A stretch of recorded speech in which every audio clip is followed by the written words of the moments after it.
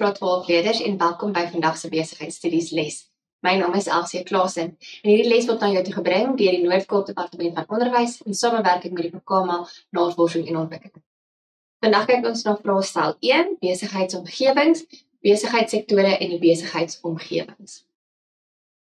As ons kyk na ons lesdoelwitte, aan die einde van hierdie onderwerp behoort jy te kan die 3 besigheidssektore identifiseer en verduidelik vanuit 'n scenario, sowel as die uitdagings van die 3 besigheidsomgewings kan identifiseer en elkeen kan verduidelik. As ons dan kyk na ons voorkennis of vorige les wat ons gedoen het ons gekyk na die besigheidsstrategie en daar het ons gekyk na die strategiese bestuurproses wat ons doen voor die tyd. So eers gaan jy kyk na wat is jou missie en jou visie van jou besigheid en jy gaan dit ontleed en verder analiseer en daarna om die uitdagings van die omgewings te identifiseer, kan jy gebruik maak van die omgewingsinstrumente en dit sluit in jou SSGB-analise, die Potters 5 kragte en dan ook die Pesto-analise. Dan het ons ook gekyk na die verskillende besigheidsstrategieë. Ons het die integrasiestrategie gehad, intensiewe strategie, diversifikasie en defensiewe strategie. En ons het ook gekyk wat moet jy doen om hierdie te implementeer en dan ook die verskillende uitdagings van elkeen. As ons dan verder kyk, ons het gekyk na die nywerheidsanalise instrumente in diepte, die SSGB, kyk ons na ons sterkpunte, swakpunte, geleenthede en bedreigings. Potter 5 het ons spesifiek gekyk na die 5 kragte, die krag van verskaffers, die krag van kopers, die bedreiging van nuwe toetreders tot die mark, die krag van mededingers en die bedreiging van substitusie of vervanging. En dan met Pesto ken ons al van graad 10 af, daar kyk ons na die politieke, die ekonomiese, sosiale, tegnologiese en omgewing en wetgewing. Dan spesifiek die strategie, die eerste een is die integrasiestrategie, het ons die voorwaartse vertikale strategie, waar ons dan ons distribusielyn gaan opkoop. So kom ons sê bijvoorbeeld ek is in die primêre sektor, dan gaan ek 'n besigheid koop in die sekondêre sektor. So ek het dan beheer oor waar my produk verkoop word. En terugwaartse vertikale integrasie is wanneer ek is in die sekondêre sektor en ek koop my verskaffers oor. So ek koop dan 'n besigheid in die primêre sektor. En dan die horisontale integrasie is ek koop 'n ander besigheid wat in dieselfde sektor as ek was. So ek is primêr en ek koop 'n ander besigheid wat in die primêr funksioneer. Dan het ons die intensiewe strategie, ons het die markpenetrasie, ons het markontwikkeling en dan produkontwikkeling waar ons beweeg in verskeie markte. So as ek gou teruggaan, as ons kyk na markpenetrasie, doen ons wat ons huidiglik besig is om te doen. Ons doen dit net meer intensief. Met markontwikkeling kyk ons daarna om in 'n nuwe mark in te betree en met produkontwikkeling gaan ons 'n nuwe produk ontwikkel.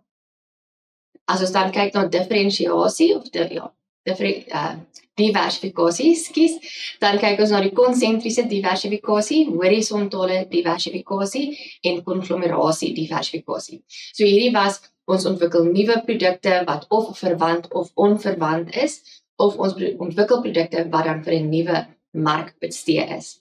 En dan laastens het ons die defensiewe strategie. Hierdie is ons laaste uitkoms. Dis nie 'n strategie wat ons eerstens wil doen nie, ons wil dit laaste doen, wanneer al die ander strategieë nie gewerk het nie. Die eerste een is ontbondeling, waar ons net sommige van ons bates gaan verkoop. Dan het ons aflegging, waar ons ontslae raak van ons menslike hulpbronne. Met ander woorde, ons gaan mense retrench, dis die Engelse woord, en dan liquidasie. Dis waar ek al my bates gaan verkoop om my skuld te kan betaal. Dan het ons ook gekyk na die stappe in strategiese evaluering. So daar is die ondersoek en evalueer die onderliggende basis van besigheidsstrategie. Ons kyk vorentoe en agtertoe in hierdie implementeringsproses. Wat het ons bereik, wat het ons gedoen en waartoe wil ons gaan? Vergelyk die verwagte prestasie met die werklike prestasie. Wat wou ons uit dit gehad het en het ons dit in werklikheid bereik? Ons meet dan die besigheidsprestasie om sodoende die redes van afwykings te kan bepaal en ontleed. Dan kyk ons ook na ons gaan ook korrektiewe stappe neem. As daar iets is wat ons wou bereik en ons het nie, gaan ons kyk, hoe kan ons dan weer terugkom op daai paadjie? Ons stel spesifieke datums op vir die beheer en opvolging. Ons stel 'n tabel op van voor- en nadele van elke strategie of van hierdie spesifieke strategie. Ons besluit op die verlangde uitkoms, wat wil ons hê? En dan oorweeg ons die impak van die strategie en die implementering binne in my besigheid en dan ook buite my besigheid. As ons dan kyk na vandag se grondlyn assessering, die omgewings agteruitgang wat vermindering in die beskikbaarheid van natuurlike hulpbronne veroorsaak, is 'n uitdaging in die makro-omgewing. Ons omgewing, waar daar nie meer genoeg voorraad is nie, daar's nie genoeg rou materiale nie, is dan makro-omgewing onder die komponent van omgewings. As ons dan kyk na vraag 2, die sekondêre sektor bestaan uit aktiwiteite soos infrastruktuurontwikkeling. Steenkool, mynbou is primêr, treilvissery is ook primêr en veeteel is ook primêr. En dan so ons infrastruktuurontwikkeling, waar iets geproduseer word, is dan in die sekondêre sektor. As ons oorgaan na ons terminologie, het ons die besigheidssektore, ons weet, ons het primêr, sekondêr en tersiêr. Die besigheidsomgewings is die omgewings wat dan verwys na die besigheid self en dan die omgewings buite die besigheid. En daar het ons die mikro, mark en makro-omgewings. Die omvang van beheer is hoeveel beheer het ek as besigheid op my omgewing. Ons kyk dan weer na mikro, mark en makro-omgewing. Die makro-omgewing is dan die verste omgewing, verste weg van die besigheid af. En dit is ook die mees eksterne omgewing en ons het geen beheer nie. Die markomgewing is die omgewing net buite die besigheid en daar is daaglikse interaksie tussen die besigheid en die markomgewing en ons het gedeeltelike beheer oor dit. En dan laastens die mikroomgewing is die besigheid self. So ons kyk intern binne in die besigheid en ons het natuurlik volle beheer daar. Die primêre sektor onttrek grondstowwe vanuit die aarde. Die sekondêre sektor prosesseer en vervaardig semi-klaar of klaar produkte. Dienste is iets wat ons nie aan kan raak nie, maar is iets wat vir ons geoffer word. Die tersiêre sektor is waar die finale produkte aan die die verbruikers gegee word. Dan besigheidsomgewings, al die interne en eksterne faktore wat die funksionering van die besigheid beïnvloed. En dan kyk ons na die besigheidssektore spesifiek. So ek het vir jou hier 4 prentjies. Die eerste een is die primêre sektor, so dit is waar die koring geoes word uit die landerye uit. Die sekondêre sektor, die eerste prentjie het ek 'n prentjie daarvan meel, so dit is die prosesering van die koring na meel toe. En dan het ons dan die bakker wat die meel gebruik om produkte dan te bak, so dit is vervaardiging. En dan laastens tersiêr waar die produk dan, of dit brood en of dit ander lekkernye is, dan verkoop word aan die kliënte. As ons dan bietjie meer spesifiek kyk binne in primêr, is dit gefokus op die onttrekking van natuurlike hulpbron. Dit word dikwels verwys na die ontginning of onttrekking nywerhede, aangesien dit verkryging van natuurlike hulpbronne is. En hier aan die onderkant het ek vir jou 'n paar voorbeelde. Ons het mynbou, landbou en visboerderye.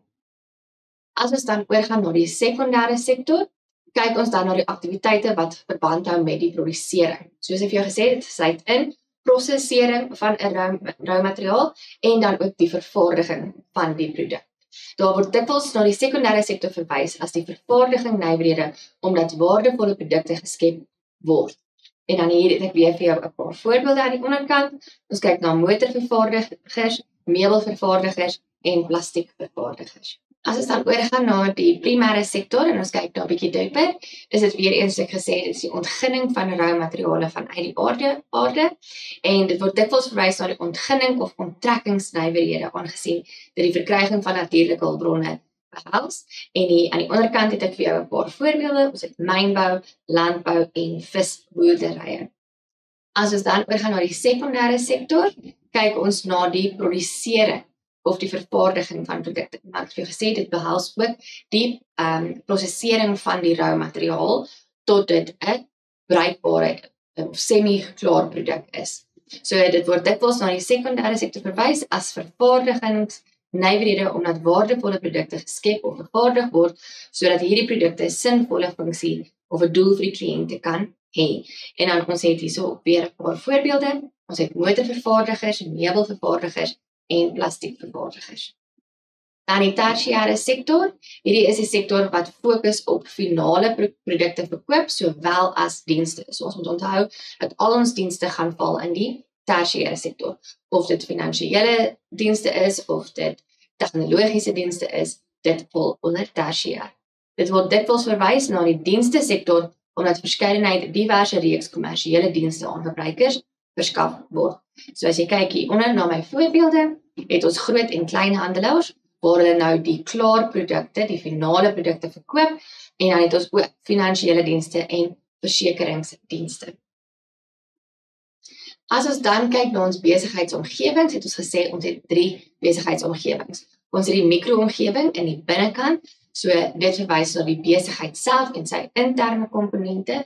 Net buite hom het ons die markomgewing, soos ek gesê het, daar's interaksie en dan het ons die makroomgewing wat die verste weg is van die mikroomgewing.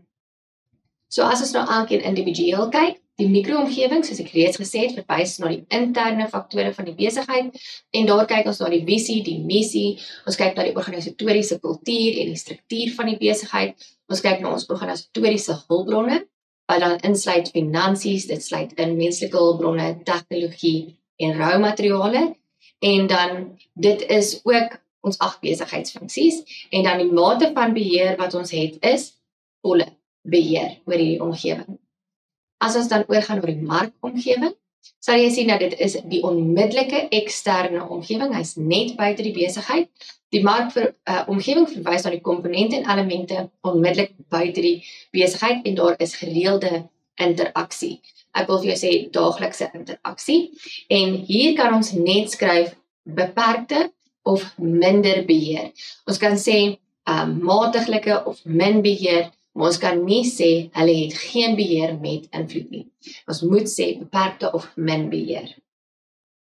En dan laastens die makroomgewing is die omgewing verste weg van die besigheid en dit is dan verwys na die mees eksterne omgewing en dit is 'n onbeheerde faktor. Ons het geen beheer oor hierdie faktor nie. Soos sien hieronder het ons ook gesê, my mate van beheer is geen en dit sluit komponente in wat ons dan vir julle leer is die pesto. So dis jou politiek, ekonomies, sosiaal, tegnologie, omgewings en wetgewingskomponente wat jy gaan moet onthou. So as ons dan kyk na van die uitdagings in elke een van hierdie omgewings, daar is hele klomp meer as wat op die skerm is, ons gaan net na 'n paar kyk. So kom ons sê byvoorbeeld die uitdaging is 'n gebrek aan visie en missie. Hoe sou dit lyk in 'n scenario? Daar word gesê, die besigheid het 'n gebrek aan visie en missie. Dan verouderde doelwitte of doelstellings, hoe dit sou voorkom in jou scenario. Die doelwitte van die besigheid is onrealisties en onbereikbaar. En dan 'n tekort aan organisatoriese hulpbronne. Die organisatoriese hulpbronne, en dan kan dit wees finansies, menslik, fisiese hulpbronne, word nie optimaal gebruik nie. Daai is uitdagings wat ons dan sal ervaar binne in die besigheid. In die markomgewing kyk ons dan na kliënte. Die voorbeeld wat gegee is, as daar 'n verandering is in die kliënte se gedrag of die modes, die kliënte wat goedkoper alternatiewe soek, hulle kan nie meer bekostig wat hulle normaalweg doen nie. En dan het ook verskaffers, die verskaffers verhoog hulle pryse van insette en dan 'n tekort aan voorsiening van kritieke of belangrike insette. Dit kan ook wees dat jou verskaffers laat is of dat hulle nie vir jou genoeg produkte bring nie. Dis uitdagings van die markomgewing.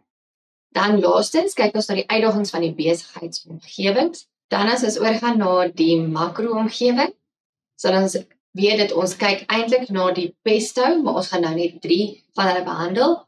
Politiek sal dit 'n voorbeeld wees, die regering verhoog die korporatiewe wette, ekonomie, die afname in direkte buitelandse investering en ekonomiese groei, en dan laastens sosiaal of maatskaplike, 'n afname in die inkomste of die rykdom van ons verbruikers. So ons verbruikers is geld wat hulle het om te spandeer word al hoe minder. Dan gaan kyk ons na 'n aktiwiteit wat jy gaan doen. Die scenario lees as volg. Die regering het die korporatiewe belastingkoers wat deur Naledi sonkragverspreiders betaal is verhoog. Die bestuur van NSV het aangedui dat hulle moontlik weens finansiële beperkings nie belasting sal kan betaal nie. Die kliënte het besluit om bekostigbare sonkragprodukte van 'n ander goedkoper mededinger te koop. Gebruik die tabel hieronder as 'n riglyn om vraag 1.1.1 tot 1.1.3 te beantwoord. Jy het so 5 minute om dit te beantwoord.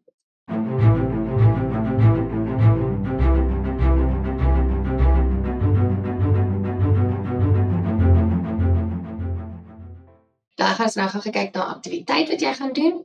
Die scenario lees as volg. Die regering het die korporatiewe belastingkoers wat deur Naledi sonkragverspreiders betaalbaar is, verhoog. Die bestuur van die NSV het aangedui dat hulle moontlik weens finansiële beperkings nie belasting kan betaal nie. Die kliënte het besluit om bekostigbare sonkragprodukte van 'n ander goedkoper mededinger te koop. Gebruik die tabel hieronder as 'n riglyn om vraag 1.1.1 tot 1.1.3 te beantwoord. Dan as ons kyk na die 3 vragies, 1.1.1, al 3 uitdagings vir NSV uit die scenario hierbo aan. Klassifiseer NSV se uitdagings volgens die 3 besigheidsomgewings en dan 1.1.3 noem die mate van beheer wat NSV oor elke besigheidsomgewing het wat in vraag 1.1.2 genoem is. Ek wil net jou aandag trek na vraag 1.1.1 waar ons sê hul 3 uitdagings aan. Met ander woorde, jy gaan nie identifiseer nie, maar jy gaan aanhaal wat die uitdagings is.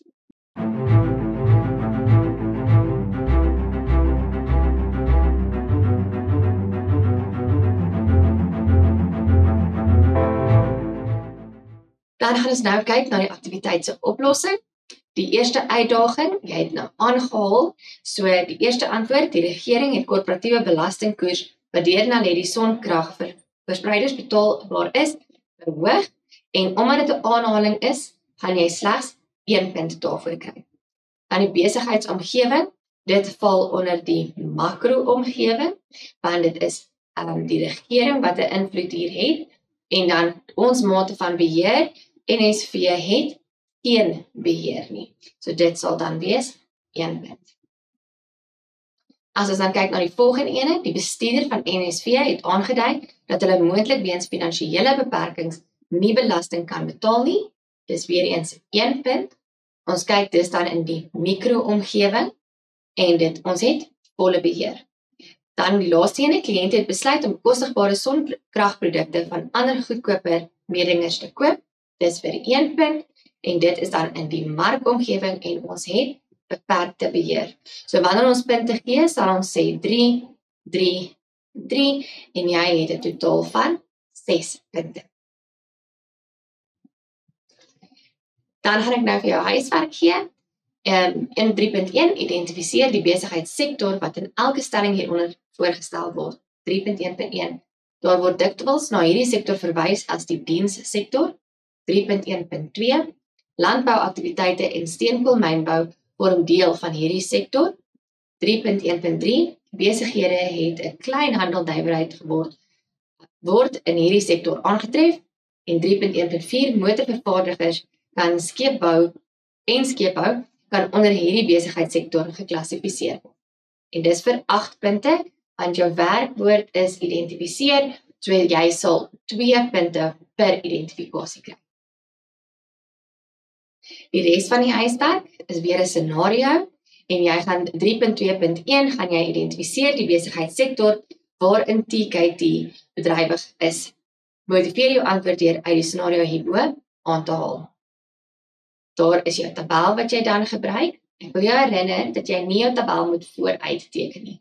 Teken jou vertikale lyne en sit jou opskrifte in en dan trek jy 'n horisontale lyn en dan doen jy sê nou maar nommer 1 en jy beantwoord hom reg deur. En dan trek jy hom af, lyn jou af en dan gaan jy eers doen nommer 2. Sodat jy weet jy het genoeg spasie om die scenario's se sinne uit te skryf. Anders los ons nie genoeg plek nie. 3.2.2 haal 3 uitdagings vir TKT uit die scenario hierbo aan. 3.2.3 klassifiseer TKT se uitdagings volgens 3 besigheidsomgewings en 3.2.4 noem die mate van beheer wat TKT oor elke besigheidsomgewing het, wat in vraag 3.2.3 geïdentifiseer of genoem is. Ons het weer eens al die 3 uitdagings aan, so jy gaan weer eens die volle sin neerskryf. As ons dan kyk na die opsommings, het ons die primêre sektor behandel, waar ons sê ons onttrek roumateriale vanuit die aarde uit. Ons het die sekondêre sektor, waar ons gekyk het na die prosesering van daai roumateriale, sowel as die produksie van semifinaal of finale produkte, en dan laastens het ons die verkoop aan verbruikers, sowel as die dienste wat ons lewer. So ons weet alle dienste gaan val in die tersiêre sektor. En dan het ons gekyk na die 3 besigheidsomgewings en die verskillende tipe uitdagings wat ons in elkeen kry. Mikro verwys na ons besigheid aan die binnekant, so enige uitdaging van die komponente. Dit kan wees ons het nie genoeg hulpbronne nie, ons mors hulpbronne, moeilike werkers, en dan kan ons oorgaan na die markomgewing. Daar kyk ons na ons kliënte, ons kyk na ons verskaffers, ons kyk na ons mededingers en die uitdagings wat elkeen bied, en dan laastens die makro-omgewing, dis die omgewing verste weg van my besigheid af. Ek het geen beheer oor hierdie omgewing nie, maar hy kan natuurlik 'n impak op my hê. Die makro-omgewing kan eerstens 'n impak op die markomgewing hê en dan 'n indirekte impak op die mikroomgewing hê, of as dit byvoorbeeld wette is wat die regering verander het, kan dit 'n direkte impak op my besigheid hê. En dan as ons kyk, die volgende les gaan insluit die gehalte van prestasie, en ons kyk na gehalte en die gehalte konsepte, sowel as die totale gehalte beheer, die TGB. Baie dankie julle en jy moet 'n lekker dag verder hê. Totsiens.